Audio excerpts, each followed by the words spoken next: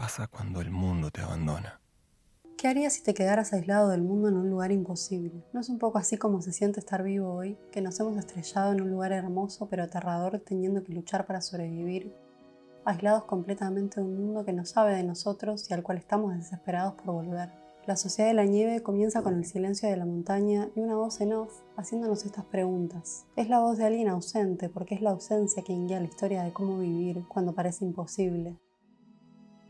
Somos invitados en este minuto esencial a hacernos estas preguntas. Se nos predispone a acompañar a sus protagonistas. Personalmente creo que esta historia, hoy contada 51 años después de los hechos, llega en un momento muy oportuno para ilustrar la metáfora de nuestros días. Pero más allá de eso entraña conceptos universales de comunidad, supervivencia, amistad y fe, como otras historias que siguen y seguirán vigentes para recordarnos de qué está hecho el espíritu humano. Quiero empezar parándome en el complejo Sol-Luna para referirme a la vida, que es lo que está en juego en la película. Sol y Luna, o las luminarias, son lo más esencial del ser humano en astrología. Muestran lo que hay dentro del alma humana, eso que aspiramos a ser. Para atravesar momentos de oscuridad se me ocurrió que necesitamos ver de qué está hecho el alma humana primero, llegar al centro de esa esencia y buscar ahí el refugio y la fortaleza para seguir viviendo. Salimos de esta calma y entramos en un partido de rugby. Hombres, deporte, competencia, garra, fuerza, empuje, todo el ímpetu marciano junto, y de este equipo sale un Roberto Canessa disparado hacia adelante, que no tiene otra cosa en la mira más que anotar. Es como la estrella del equipo, o las mejores piernas, como le van a ir diciendo. Su individualismo le juega una mala pasada, cosa que el equipo le recrimina. Ya tenemos en Canessa el arquetipo solar marciano, y en todo el equipo en general es la representación normativa de la masculinidad. Inmediatamente pasamos a ver a Numa, quien va a ser el narrador de la historia, en un contexto completamente distinto. Ya nos adelanta algo de lo que vamos a presenciar. En la misa el cura está recitando el encuentro de Jesús con el diablo cuando Dios lo pone a prueba y lo manda al desierto por 40 días y 40 noches. A esto vamos a volver más tarde cuando hablemos de la fe que atraviesa toda la historia, pero me quería concentrar en cuán diferente es el punto de partida de este personaje respecto del grupo. No hay una presentación de él que remita a los principios solares marcianos. Acá la muchachada forma una cadena con una nota para convencerlo de viajar a Chile en el contexto de una misa. Esto continúa en un bar con otra lista, con nombres de mujeres, posibles conquistas, digamos, y termina con Pancho, quien parece ser el amigo más cercano de Numa. Él recurre a la emoción sincera y a la nostalgia para convencerlo y lo logra. Queda muy claro el carácter del personaje y hasta acá tenemos una breve introducción de quiénes son y qué ponen en juego ahora que la vida no presenta grandes retos. El gran reto que presenta la vida para todos es el salto de lo lunar a lo solar. Aunque nunca se puede abandonar del todo lo lunar, ni tampoco es algo a perseguir, pero sí es un viaje que es necesario emprender el camino al sol para formar la base de la propia identidad. Ese viaje es lo que se conoce como el camino del héroe. El sol representa a nuestro héroe interior al que tenemos que ir a conocer y es un camino que no está despojado de peligros. En el avión se ilustra esto cuando empiezan las turbulencias y Carlos Roque explica que los vientos cálidos de Argentina chocan con el frío de la montaña generando un efecto de succión. No se puede hacer esa travesía de manera simple porque corres el riesgo de morir en el intento. Debido a un mal cálculo, minutos después sucede lo peor. Es terrible la escena del impacto. Eran todos chicos en su mayoría, con una vida tranquila, llena de promesas, pero la vida dispone una nueva arena para quienes sobreviven. Inmediatamente se organizan y empiezan un escaneo de la situación. Empiezan a socorrer a los heridos, se empiezan a calmar unos a otros después del shock. Los roles asignados en sociedad, si bien siguen estando en principio, se ven desdibujados ante la aparición de nuevos roles surgidos de la necesidad, porque la sociedad ahora es otra. Al caer la primera noche se ve la desesperación y el miedo, la falta de contención psíquica y emocional ante lo que acaba de acontecer. Me hizo acordar a las primeras escenas de Titanic una vez que el barco se hunde, donde ya no se puede luchar más porque lo peor que podía pasar pasó. Y cómo ante el horror de ser expulsados al vacío lloramos para que una madre nos rescate. La madre es el lugar seguro. Un chico llora y sabe que su mamá viene a rescatarlo. Cuando no hay madre por la que pedir, se sufre en la desesperación y el abandono. Se anhela volver al hogar, al paraíso perdido. Aparece la locura y aparece también la búsqueda de ese refugio y calor en otros. Todo eso es Luna, y acá lo vemos de noche en la mirada de Numa, que nos fue presentado como un personaje sensible. Sale el sol y hay que activar. Ya se acabó el primer tiempo de la luna y hay que ser prácticos ante la situación. Marcelo continúa en su rol de capitán. Lidera, organiza y dirige. Es un líder compasivo, lunar. Vela por los heridos y está atento a lo primordial como la comida y quiere darles la seguridad de que todo va a estar bien. Su comportamiento es hacia adentro del grupo. Su interés está en hacer de ese fuselaje un lugar más habitable para poder soportar mejor los días hasta que alguien los rescate. No es un líder que proponga salir al encuentro con el mundo, sino más bien refugiarse de forma segura. Y acá uno de los peligros de la luna, el querer refugiarse demasiado, el exceso de confort y el miedo a lo desconocido que lo mantiene quieto, lo lleva a la fantasía, a dar respuestas sin fundamentos, basadas en sus propias expectativas sin ningún asidero real. Tiene buenas intenciones, quiere cuidar a su grupo, protegerlos de la incertidumbre, cosa que muchos padres hacen, pero en este contexto es insuficiente y va a provocar que vayan emergiendo nuevos líderes. Lo vemos poco a poco desdibujándose, perdiendo autoridad, perdiendo su identidad como capitán y finalmente muriendo. Lo lunar nos salva del miedo, del frío, de la soledad. Pone en pausa los peligros de la vida, pero no para siempre. En algún momento lo que te salva es salir a confrontarte con tu miedo, asumir la soledad. No se puede vivir en pausa. Otro arquetipo lunar viene de la mano de Pancho y de la dinámica entre Pancho y Numa, pero es una dinámica mucho más saludable. Se habilitan mutuamente la sensibilidad y la ternura en su vínculo de amigos. No están presos de los mandatos de masculinidad. Lo vimos en el bar cuando nos presentaron su amistad, en la primera noche y ese abrazo para salvarse del frío y la desesperación, y en la mañana al despertar. En los cuidados de Pancho, en su insistencia para que Numa coma, y en lo que para mí es una de las escenas más lindas de la película. Quiero reír, quiero llorar. Dale, llora. Llora conmigo. Dale, bobo.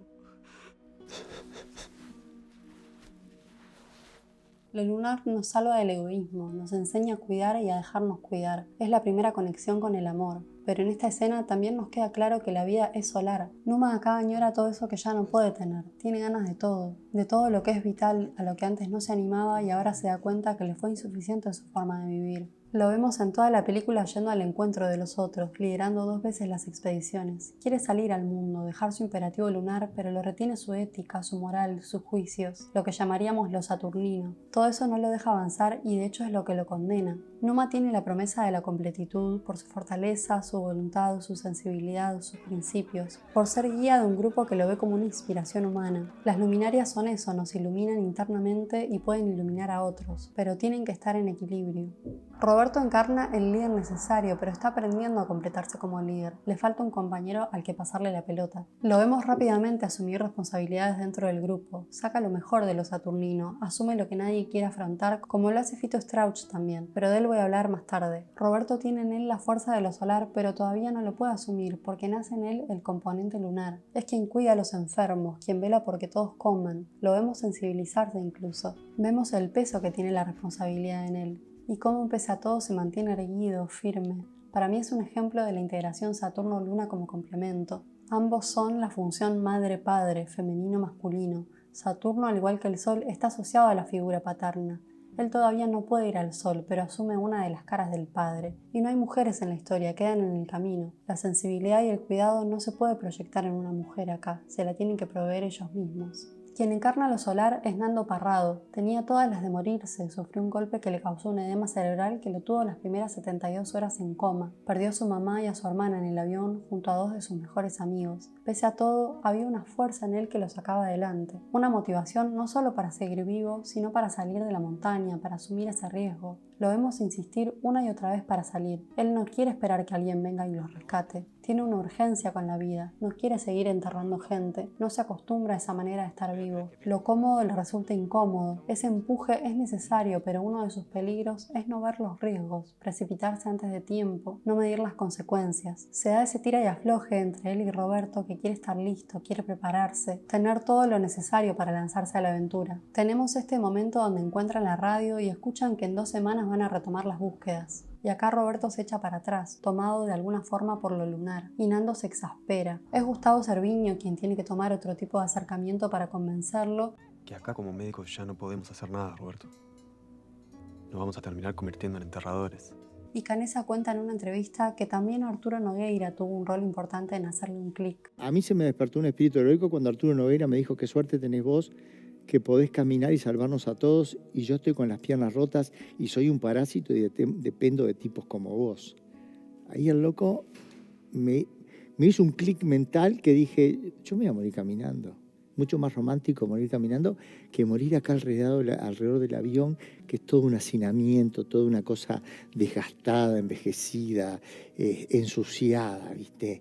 Entonces eso fue como una luz que que me vino. Pero no es hasta la muerte de Numa que finalmente deja el miedo de lado y decide salir. La insistencia solar marciana y sus modos directos y hasta bruscos muchas veces no logran resultados y hay que recurrir a otros modos más sutiles, más filosóficos, más amorosos para lograr resultados. Ya en viaje, Roberto sigue dudando ante la adversidad, pero ya es tarde para echarse atrás y Nando le pide que lo acompañe. El valor de la amistad acá es clave porque no vas a dejar solo a un amigo que te pide que lo acompañes. Todas estas imágenes a mí me hicieron pensar mucho en Frodo y Sam y esa compañía necesaria para cargar una responsabilidad que se hace muy pesada. Salvo que Frodo y Sam van camino a un lugar inhóspito, a la oscuridad, al peligro, a la muerte casi segura, y ellos dos en cambio tienen que dejar un lugar de muerte y caminar hacia la vida. Es increíble cómo a pesar de que lo seguro no siempre es un lugar hermoso, cálido y feliz, aún así tenemos miedo de dejarlo. Aunque nos mate, nos muestre un escenario desolador, si sigue siendo lo conocido nos vamos a aferrar a él. No todo lo que es hogar es sano. Ese es un aprendizaje de lo lunar. Frodo y Sam estaban en el Edén prácticamente y aún así había una necesidad imperiosa de salir a enfrentarse con el mundo. Y pese a los esfuerzos de Frodo por hacer solo ese viaje, por cargar solo su cruz, queda claro que no se puede. Necesitas la fuerza y el cuidado de otro para seguir en carrera, aunque la cruz te pertenezca solo a vos. Me parece de un amor tan inmenso esta mirada de Nando a Roberto, reconociendo silenciosamente a su amigo que está todo el tiempo cuidando, reparando, velando por el otro.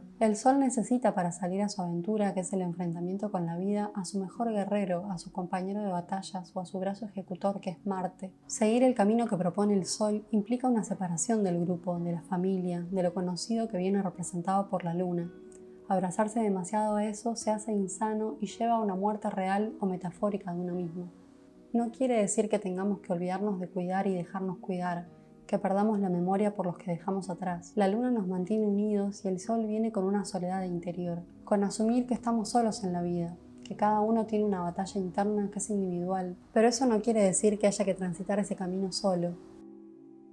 Ya una vez escuché una cosa lindísima que decía: no tengo miedo de morirme, sino que me da lástima no seguir viviendo.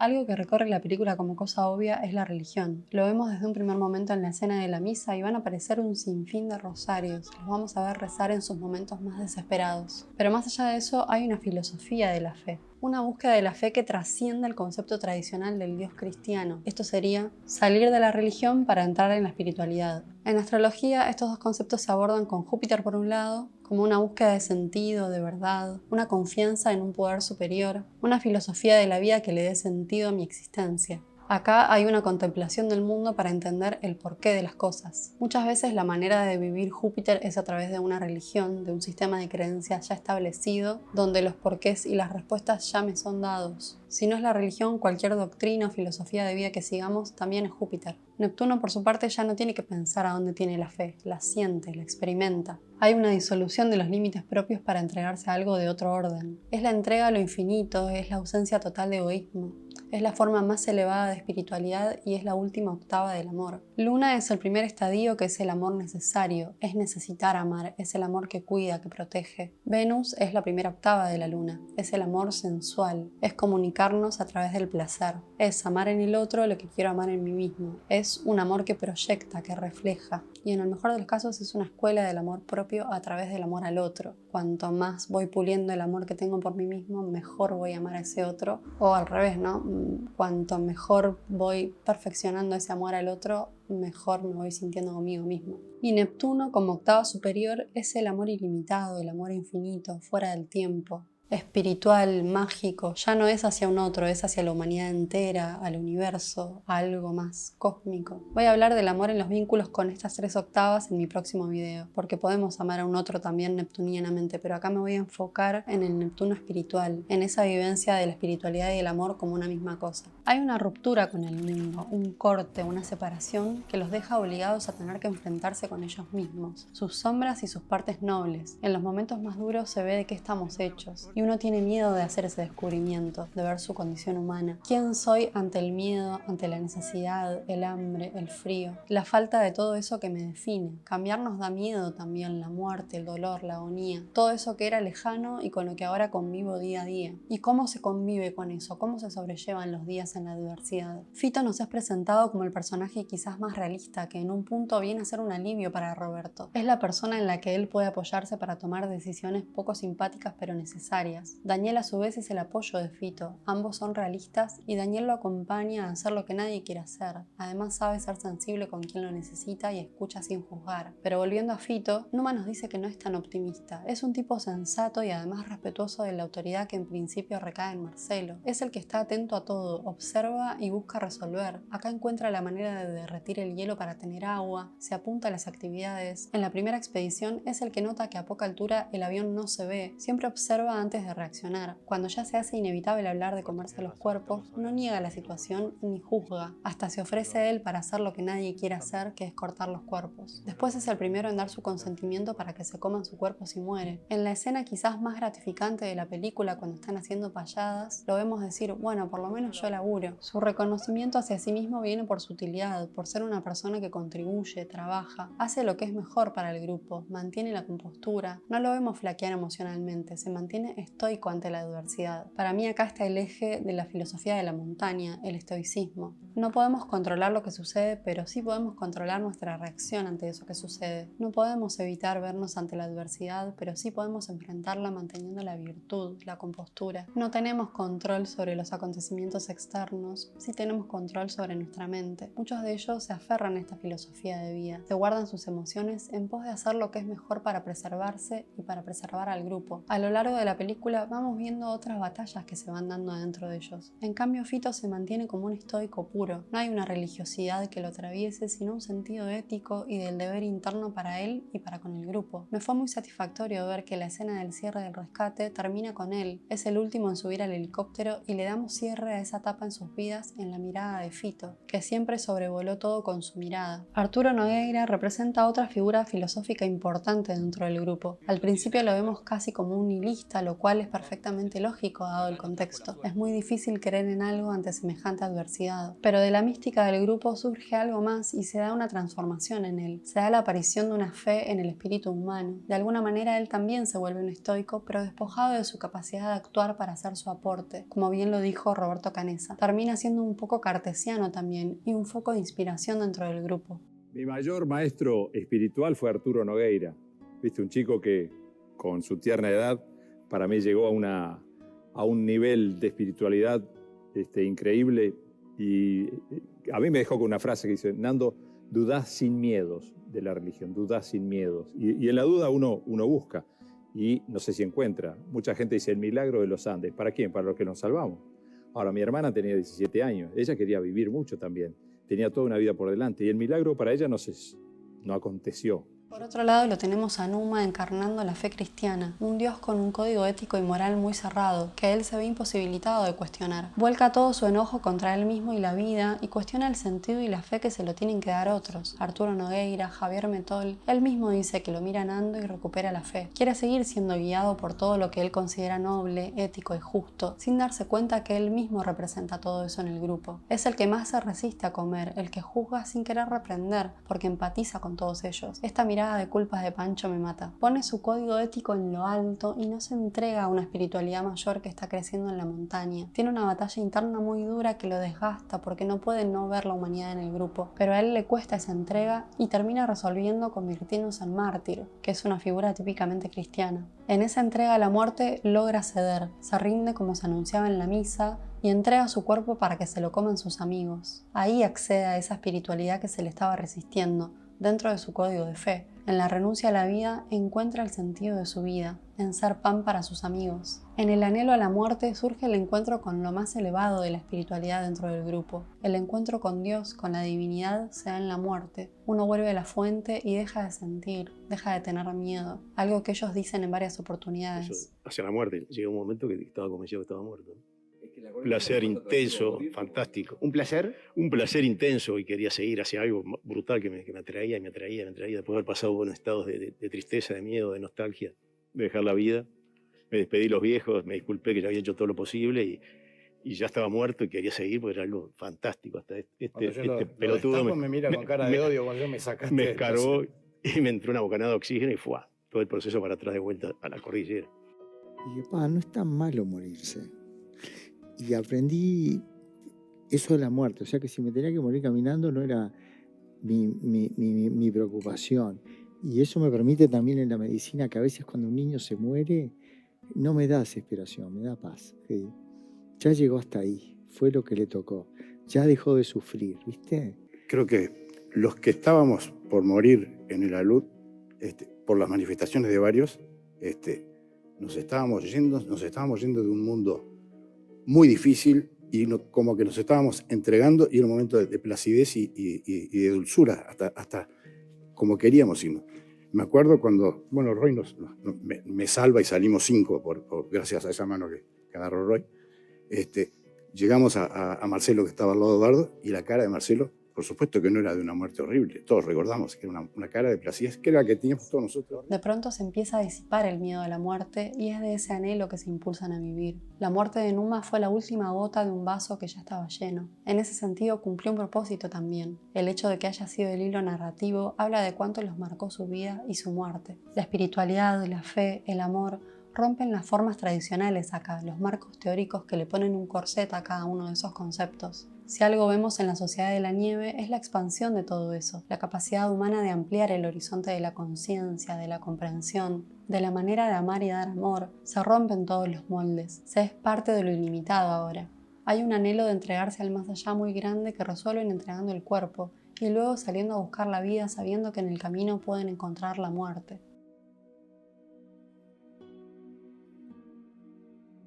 Bueno, no quiero ser fatalista para hablar del presente ni extenderme en lo que creo que podemos llegar a presenciar. Ya hablé de esto en mi primer video desde una mirada más histórica, pero sí creo que es tangible que venimos perdiendo varias cosas hace rato y que vamos a seguir por un camino de pérdida. Venimos viendo un deterioro cada vez mayor en la sociedad al no entender precisamente eso, que somos una sociedad, una comunidad. Estamos siendo empujados a ser egoístas, a buscar el propio beneficio para lograr un éxito individual sin mirar lo que le pasa al que tenemos al lado. La meritocracia y la competencia se instalaron y desplazaron a la cooperación. Se instalaron grietas y rivalidades que hacen que vos culpes y odies al que tenés enfrente, lo culpes de su propia desgracia sin entender que lo corrupto es todo el entramado social, donde una persona sola no puede cargar con la culpa de su propio destino cuando el sistema no colabora para que vos salgas adelante tampoco. Es un tema largo y espinoso en el cual no me quiero enfocar ahora, pero sí quiero hacer hincapié en el individualismo. En el contexto de esta película, como su nombre lo indica, La Sociedad de la Nieve es eso, un testimonio de cómo se logró sobrevivir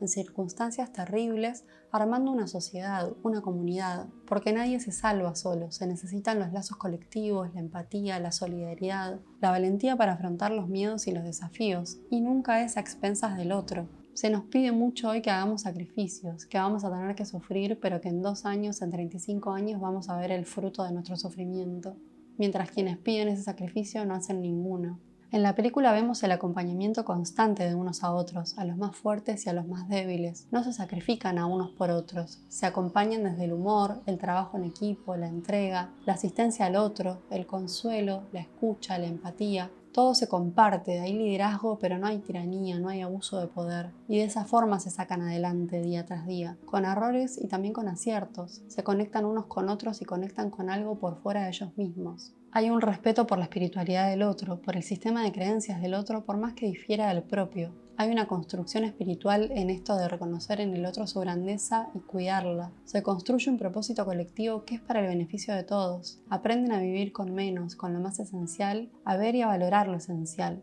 Yo creo que tenemos que aprender algo de esto porque nos vamos a tener que ver con la escasez, con situaciones difíciles. De alguna manera nosotros también tenemos que cruzar a otro lado porque este en el que estamos ahora ya se volvió inevitable. Y la manera de hacerlo es mirando y reconociendo al que tenemos al lado. Tenemos que hacer trinchera con el otro, no enfrentarnos a él a demanda del poder. Una amiga mía usa este concepto de la amistad como trinchera. Creo que eso es lo que se ve en la película también, ¿no? Que la trinchera que ellos tienen son ellos mismos, como amigos, como grupo. Parece que cada vez se hace más difícil la vida, cada vez nos corremos más del vivir al mero hecho de sobrevivir. Llegar a fin de mes, tener para comer todos los días. En el mundo hay cada vez un mayor empobrecimiento. Pareciera que estamos ante el final de las clases medias. De hecho, hay un montón de estudios sobre esto. Es el pronóstico más temido globalmente para los próximos años, donde todo se va a ir reduciendo a lo esencial, comer y tener un lugar para dormir. Todo lo demás va a pasar a ser un lujo. Y tiene sentido, despojados de todo somos más fáciles de dominar. Pero ahí también el poder cava su propia tumba. Porque cuando ya no tenés nada para perder, en algún momento aparece la valentía, el coraje. Muchos sucumben y se rinden porque es muy duro, muy difícil salir a pelear y da mucho miedo. pero ante la muerte inminente, cuando ya te reconciliaste con la pérdida, cuando pudiste mirar a la muerte a la cara y entender que ya no te da miedo, aparece un anhelo desesperado por entregarse a algo superior, que puede ser el amor al otro, al espíritu humano, al deber interno de hacer lo correcto, a salir a buscar la vida porque sobrevivir ya no alcanza. El triunfo de los tiranos siempre es a corto plazo, no dura para siempre, porque el miedo no dura para siempre. Ante la adversidad hay que ir hacia adentro y cruzar la propia cordillera interior si sentís que te caíste y no podés volver y no sabes cómo cruzar. En el título del video me refiero más que nada a esto cuando digo cómo se siente estar vivo en estos momentos. Por lo menos desde lo personal siento que me caí de un avión y que no tengo manera de volver a la civilización siendo la misma que era.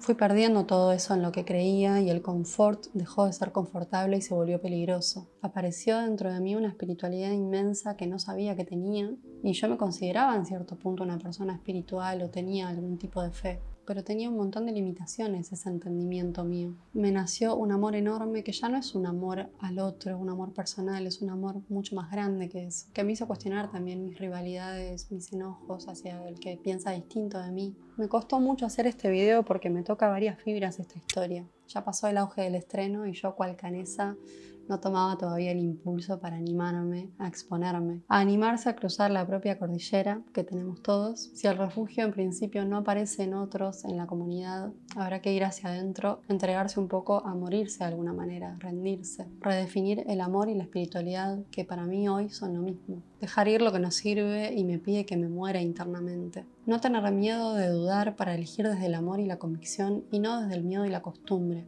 A mí que me gusta poner las cosas en términos de octavas, primero es adentro, después con los míos y después con todos. Si te gustó el video te podés suscribir, compartir y dar me gusta, que parece una pavada pero que a mí me ayuda a llegar a más gente. Nos vemos la próxima si vos querés. Chau.